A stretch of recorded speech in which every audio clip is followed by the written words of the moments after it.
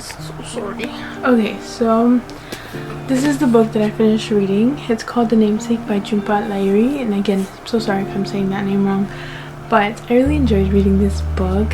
You're following the Ganguly family. They are from Calcutta. They're trying to figure out their life here in America, and you're mostly following their son Gogol, and as he tries to like navigate his place in America, being not from America, of course, and I guess kind of like forgetting, trying to like rip himself, like rip out all of the memories and connection he has to, you know, his family's birthplace, and just starting new, starting fresh. Like he just wants like a completely clean slate in America, and that kind of causes him to drift apart from his family and kind of try his best to get like an Americanized lifestyle, and he just tries to be somebody that he isn't, and that kind of follows a bit of consequences. Like I said, he drifts apart from his family, and I guess some of the typical things that happen when you're in your early and middle 20s, like you stop calling home, you stop going back home to visit, you're just so much more focused on your life, I guess. And it was kind of like very eye-opening. Not that I do that, TBH, but it just makes me be thankful that I do dedicate time to my family, because it's kind of sad to think that maybe, you know, if I didn't, like, I'd probably feel very guilty. I know that like being young is important, but I also don't like taking for granted the moments that I have with my family, because everybody's getting a little bit older, everybody's changing, time is moving forward, and there's nothing we can do to stop it, but we have to try and enjoy every single little moment we have with our loved ones. So that was something that I got from the book, and I'm just going to look back on the notes that I took. I just put that it was very easy and enjoyable to follow the family, and I love following them at each step of their lives and watching them grow up, essentially. Enjoyed following Google in his 20s because I can somewhat understand or connect to some parts of him, and you also kind of get an insight into a person's life. It just made me feel like I was looking into his life through a little window and getting small glimpses of parts of his life, which was very neat and very, I don't know, melancholic. My final thoughts were that love is beautiful. I enjoyed reading about how Google falls in love and how he comes to find, or love finds him. It's reminiscent.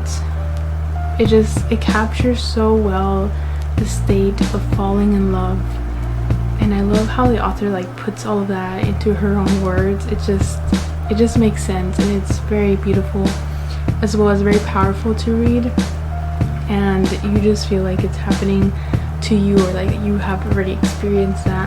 Second point is that love fades. I really hated the ending. Like, I did not think it was very necessary, and I really would have loved if it had ended just on a good note, if you know, because like I said, the whole falling in love for him, like finally finding love, it was very beautifully written, and I feel like all of a sudden all of that was just stripped away, and I was like, no.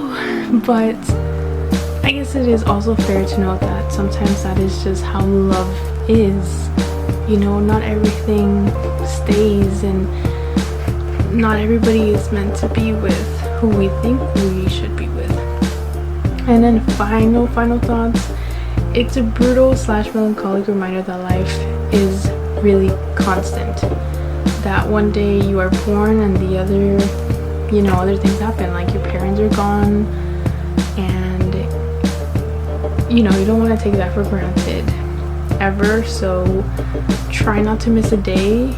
And yeah, I don't think the ending was necessary though, but I do recommend the book because it was very beautifully written, and it's just one of my favorites, I think, from 2023. So I cannot wait to read more of this author. And yeah,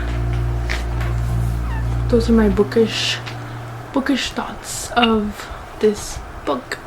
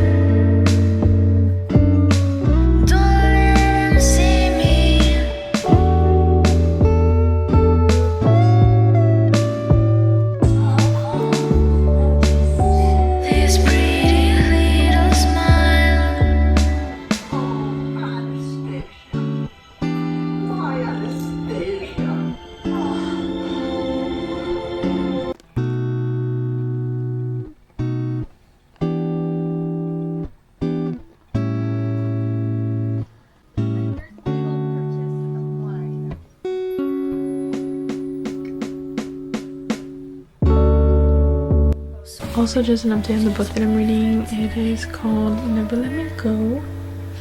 I'm excited to get more into this book because I thought it was kind of boring, but I now understand that it's a bit more than I thought it would be, and I'm excited now because apparently it's kind of like a different time and people are able to live past hundreds of years old, and I'm excited to read about that. I think it's like a dystopian world, but reading it from the beginning, I don't really get that, so I'm excited to see where I realize that it's happening, if that makes sense. But yeah, this is the book that I'm currently reading,